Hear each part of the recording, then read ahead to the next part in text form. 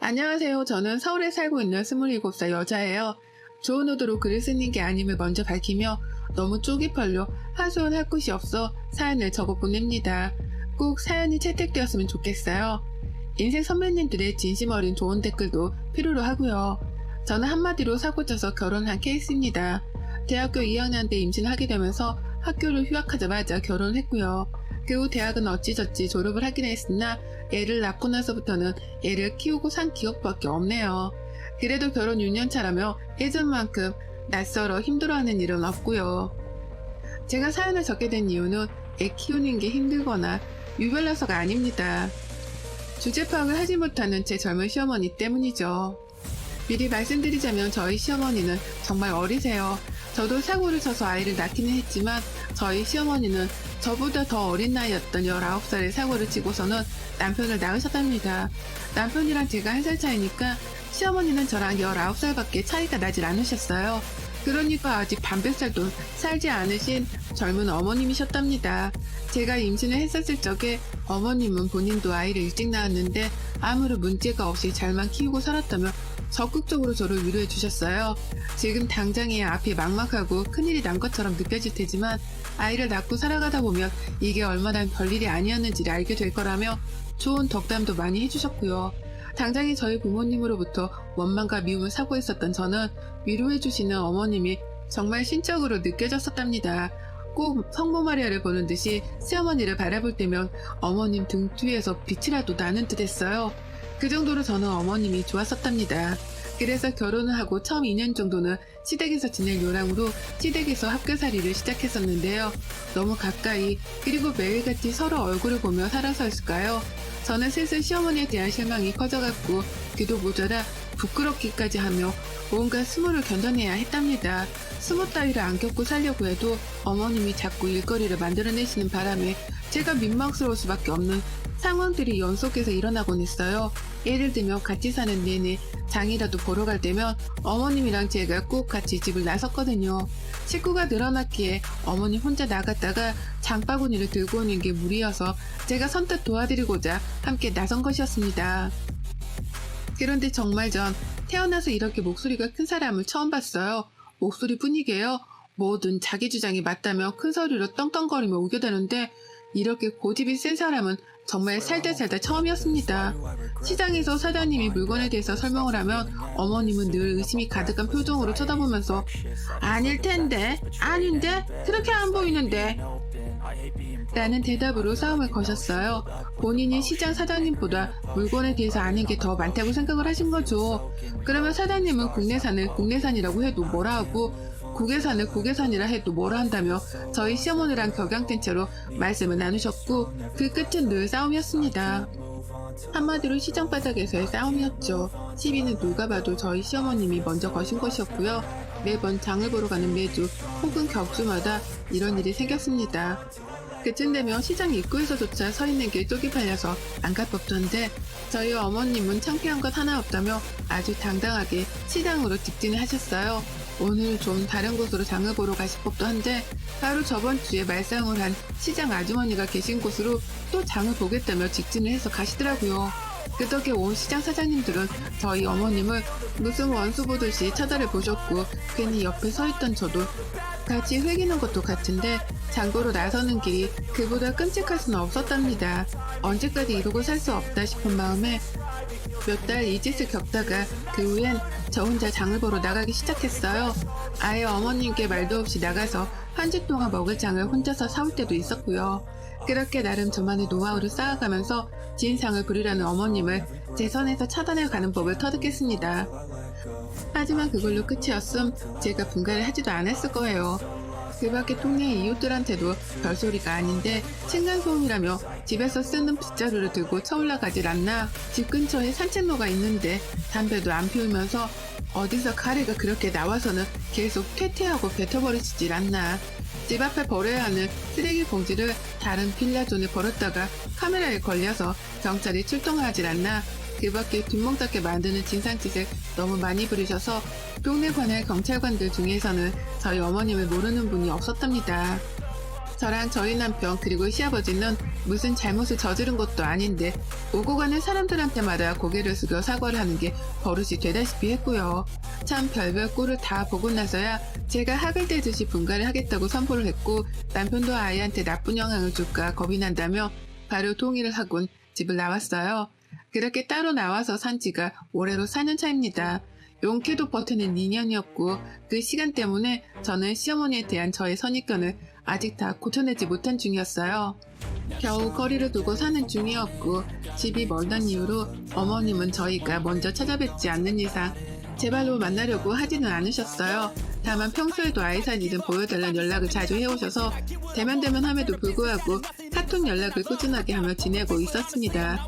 유치원 입구 앞에서 친구들과 밥 먹는 모습으로 혹은 앞에서 걸어가고 있는 뒷모습 등등 구체적인 모습을 하고 있는 사진을 원하시는 바람에 저는 늘 시어머니의 입맛에 따라 사진을 찍는 게 버릇이 되다시피 했어요.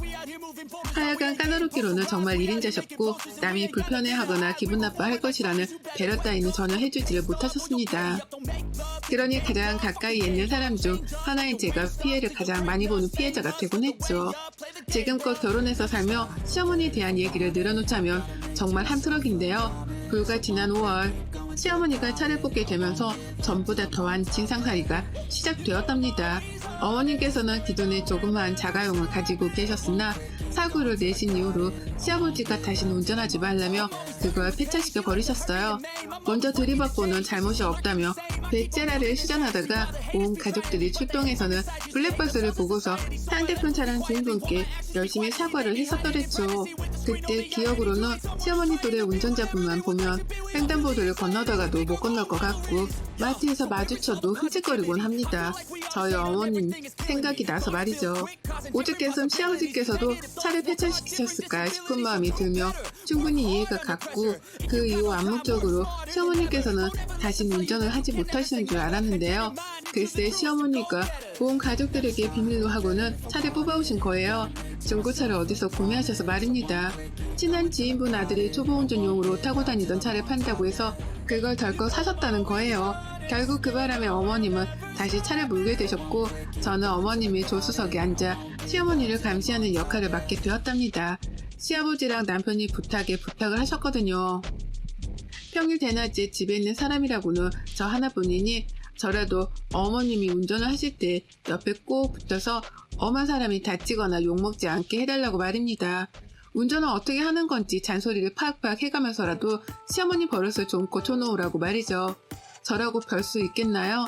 이미 진상 부리는 행동이 몸에 배어버린 사람인데 제가 옆에서 잔소리를 한다고 해서 뭐가 나아질 분은 결코 아니셨습니다. 다만 제가 그렇게라도 옆에서 눈치를 주면 어머님이 최소한 눈치를 보는 척은 하실 줄 알았네요. 이미 교통사고를 한 번 내신 분이니까 운전을 하면서 전보다는 더욱 조심하실 거라고도 예상을 했고요. 하지만 이런 당연한 저의 예상은 완벽하게 빗나가 버리고 말았습니다. 사고를 내본 사람이라면 더더욱 주변 차량의 존재에 신경을 쓰고 사소한 것도 조심스러워하면서 할 텐데요. 저희 어머님은 정말 예상을 빗나가셨죠. 인도 앞에 서 있으면서 멀쩡히 인도를 지나가는 사람한테 빨리 지나가라고 클락션을 울렸던 날엔 저 진짜 조수석에서 쥐구멍이라도 숨고 싶었어요. 지나가는 행인이 여학생이니 망정이었지 어디 깡패라도 지나갔다가 그 꼴을 당했으면 가만히 있었을까요? 그런 생각을 하니 진짜 조수석도 앉아있을 곳이 못 되었습니다. 하지만 이게 끝이 아니었어요. 사고를 냈었으니까 내가 이제 절대로 과속은 안 할 거야 라고 하면서 느리게 가속 페달을 밟으셨는데 그게 어찌나 느리던지 오고 가는 주변 차량들의 진로까지 방해를 한 겁니다. 그래서 제가 조금 빨리 가거나 아니면 아예 빠져서 비켜주라고 말씀도 드려봤지만 어머님은 이렇게 대답을 하셨죠. 지들이 알아서 가겠지 라고요. 뭘 말씀드려도 자기 알바가 아니라고 귀를 닫으셨습니다. 오고 가는 차량들이 운전을 똑바로 하라면서 클락션을 내내 울리는데도 아랑곳하지를 않으셨어요. 오히려 귀따갑게 자꾸 빵빵거린다면서 한 번은 창문을 열고 가운데 손가락을 찍혀 올려 버리셨습니다. 아, 그때 그 순간은 정말 제 인생 최악의 날이었습니다. 온 차들이 저희를 지켜보는데 작은 차 안에 운전자가 당당하게 가운데 손가락을 찍혀 올리니 저 멀리 있던 차량의 아저씨까지 창문을 열고는 소리를 지르셨어요. 운전 똑바로 하라고 말이죠. 흔히들 들어봤죠? 아줌마가 집에서 밥이나 차릴 것이지 왜 나와서 운전을 하냐는 말입니다. 전 이런 얘기가 90년대나 일어나는 말인 줄 알았는데요. 저희 시어머니 때문에 한 번도 아니 여러 번을 들었답니다. 운전 똑바로 할 거 아니면 집에 가 밥하라 소리를 귀에 딱지가 나도록 들었네요. 그 바람에 제가 시어머니를 부여잡고는 도대체 왜 이렇게 운전을 하는 거냐면서 미치도록 화를 낸 적이 있었어요. 도무지 화끈거리는 얼굴을 도로 위에서 들고 다닐 수가 없으니 이렇게 운전을 할 거면 차라리 내려달라고 말이죠. 그러자 저희 어머니 버스서는 정류장에 떡하니 들어가서는 저를 내려주시더라고요. 그리고는 창문을 내려서 어디 버릇없게 시어머니한테 내려달라 말아야 내가 네 개인 택시기사냐? 라고 욕을 쏘아대셨답니다. 버스를 기다리는 승객들이 와르르 서 있는 정거장이었는데요. 모두가 저와 시어머니의 싸움을 목격했어요. 어머님은 욕만 남기고 호련히 그 자리를 떠나셨고 저는 혼자 남아 떠나가는 시어머니의 차량을 지켜보며 붉어진 얼굴을 숨기고 가느라 레몬 머리카락만 잡아 뜯었네요. 혹시나 아는 사람이라도 만날까 싶어서 두근거리는데 내가 언제까지 이러고 살아야 하나 싶어 숨이 턱 막히기도 했습니다. 그러나 결국 언젠가 사고 칠 거라고 예상했던 어머님이 치고야 마셨어요. 고 기다리던 그 사고를 정말로 쳐내신 겁니다. 그날따라 왠지 시어머니랑 차를 같이 타고 싶지 않았는데 어머님이 예사진을 보여달라고 전날부터 닥달을 하시다가 자연스럽게 시아버지가 병원을 가셔야 한다고 말씀을 하셨어요. 어머님 혼자 가는 거라면 제가 그냥 알아서 가라고 했을 거지만 시아버지가 가신다고 하니 괜히 신경이 쓰이더라고요. 그래서 애를 유치원에 보내놓고 시어머니 댁으로 찾아뵈었습니다. 시아버지께서는 나가는 순간부터 시어머니 차를 타기 싫다면서 입이 대빨 튀어나오셨어요. 몰래 차를 산 것도 모자라 운전을 계속하고 다니신다고 생각을 하니 화가 나셨는지 문 앞에서 시위를 하며 운전을 자기가 하겠다고 몰아세우셨습니다. 하지만 결국 저희는 시어머니가 운전하는 차에 올라탔어요. 시어머니의 고집을 말릴 수 있는 사람은 아무도 없었으니까요. 그렇게 저희는 함께 병원으로 출발을 했습니다. 다소 불안한 하지만 일단 가벼이 마음을 먹고 차에 올라탔는데 한 15분쯤 갔을까요? 지금도 그때 생각만 하면 식은땀이 순간 스쳐 흘러내리네요. 아버님이랑 대화를 나누며 최대한 긴장하시는 아버님의 마음을 풀어드리고 있던 그 찰나 갑자기 쾅 하는 소리와 함께 세 사람 모두가 앞쪽으로 쏠렸습니다. 시어머니가 꼬리타기를 하며 바뀌고 있는 신호를 따라 우회전을 하시다가 신호를 따라 정상적으로 출발을 한 차량과 부딪혔습니다. 근데 또 웃겼던 것이 그런 상황이면 저희가 모두 다 충격을 받아 오른쪽으로 쏠려야 했는데 시어머니가 운전을 요상하게 하면서 우회전을 하시다가 그대로 앞부분을 다른 차와 들이박은 거예요. 그래서 모두가 충격을 받자마자 앞쪽으로 쏠렸던 것입니다. 사태 파악을 하느라 한참의 시간이 걸렸고 누가 봐도 우리의 잘못이란 걸 알았는지라 아버님과 저는 뒷목을 잡으면서 할 말을 잃었어요. 둘 다 결국 또 터졌구나 하는 마음으로 허망하게 시어머니를 노려보며 서로를 챙겼습니다. 근데 시어머니는 이번에도 당당하더라고요. 정말 쪽팔림이라고는 하나도 느끼지 못하는 건지 상대편 차량에서 운전을 어떻게 하냐며 막 나와서 보험을 부르며 어머님을 부르시는데 어머님은 누가 뭐 잘못을 했는데 차가 앞에서 오고 있으면 비켜줄 생각을 해야지 그걸 그대로 갖다 들이받고 말이야. 당신 깡패야? 이게 깡패가 아니면 뭐야? 라고 하며 막받아 치셨답니다. 그리고는 한참이나 걸려 사고 운전자와 말싸움을 하느라고 쉬지도 않고 소리를 질러대셨어요. 보험차고 뭐고 이미 중재를 시킬 만한 사람이 모였음에도 불구하고 잘못을 인정하지 않는 시어머니 때문에 사건 해결은 어려웠고 그 타이밍에 저와 시아버지가 나섰죠. 어머님 좀 그만하세요. 라고 하며 저 멀리서부터 뒷목을 잡은 채로 소리를 지르며 다가갔습니다. 어머님은 애가 왜 이러냐는 표정으로 저를 바라보며 넌 가만히 있어. 잘 알지도 못하는 게 라고 입을 닫게 하셨죠. 하지만 저는 거기서 멈추지 않았습니다. 쪽팔려 죽겠네 정말. 어머님이 먼저 갖다 들이받고서 뭘 잘했다고 큰 소리예요. 잘못을 했으면 잘못했다고 사과를 먼저 하셔야지. 뭘 잘했다고 자꾸 쫑알쫑알. 여기 있는 사람들이 다 녹아먹는 배수인 줄 아세요? 다들 바빠 죽겠는데 얼른 사과드리고 보험 처리하세요. 제발 좀 그 입 좀 다무시라고요. 라고 주절주절 맞는 말만 골라서 했어요. 그러자 상대편 운전자뿐만 아니라 뒤늦게 온 경찰까지 다행이다 싶은지 네 어머님 진정하시고요. 라며 시어머니를 더 타일러보고자 했죠. 이제야 해결이 되나 보다 싶어 말이죠. 하지만 어머님은 거기서 그치지 않은 채 오히려 며느리가 자신의 편을 들지 않는 것에 화가 나서는 그 분풀이를 상대방 운전자한테 하셨습니다. 살짝 욕이 올라왔다가 결국 튀어나와 배 터졌고 그 바람에 빡쳐버린 상대 운전자분이 결국 용서는 없다며 서로 고성방가를 오가며 삐뚤지게 말싸움을 했습니다. 그리고 전 그 상황에서 시아버지고 뭐고 아무것도 보이질 않았고요. 그저 죄 없는 사람이 피해만 보지 않았으면 하는 마음에서 경찰분께 이실직고를 했답니다. 시어머니가 100% 잘못을 한 거고 내가 뒤에서 다 목격을 했다고 언제든 증인이 필요하면 불러달라고 전화번호까지 남겼어요. 그리고는 그 상황을 얼른 벗어나야겠다며 오만 사람들이 지나가며 쳐다보고 있던 사고 현장을 혼자서 벗어났습니다. 정말 지옥과도 같은 시간이었네요. 시어머니는 제가 한참 멀리 떨어져 가고 나서야 며느라, 야 너 어디 가? 놔두고 어디 가냐니까? 라며 불러대셨어요. 중간중간에 씨라는 단어를 몇 번 첨가해 가면서 열불난다는 티를 팍팍 내기도 하셨죠. 하지만 저는 끝까지 시어머니를 모른 척 했고 그 길로 집을 향해 달려오고 난 후에야 숨을 돌릴 수 있었습니다. 내가 다시 시어머니의 차량에 올라타면 사람이 아니라는 생각으로 시어머니 번호까지 단박에 차단을 해버렸어요. 남편한테도 바로 사실을 털어놓으면서 어머님이 또 길 한복판에서 멀쩡한 사람을 쳐놓고서 발뺌하는 대형 사고를 쳤으니 그런 줄 알라 경고도 남겨놨고요. 남편은 또 우리가 사죄를 해야 할 일이 생긴 거냐면서 너무 속상해했습니다. 도대체 나이를 먹을 대로 먹은 사람이 왜 그 모양인지를 모르겠다며 억울해하기도 했고요. 하지만 저는 당장에 남편 속마음을 들어줄 여유가 없었어요.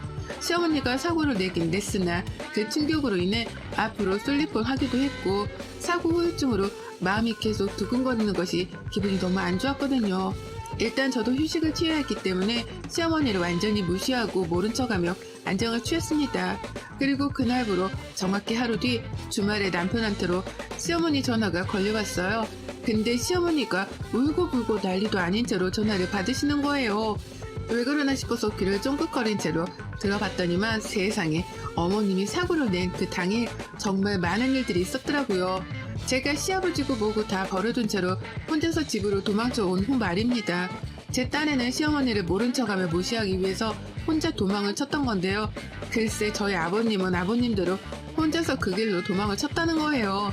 그러니까 제가 제 집으로 도망쳐 나온 그 사이 아버님은 그 길로 또 혼자 택시를 잡고 바로 가려던 병원으로 가셨다는 겁니다. 그 바람에 사고 현장에 남은 건 시어머니 혼자셨고 이미 상대편 운전자를 필요 이상으로 열받게 만들어버린 시어머니는 모두가 보는 앞에서 상대편 운전자가 내뱉는 욕과 폭언을 들어가면서 욕바지가 되셨다고 해요.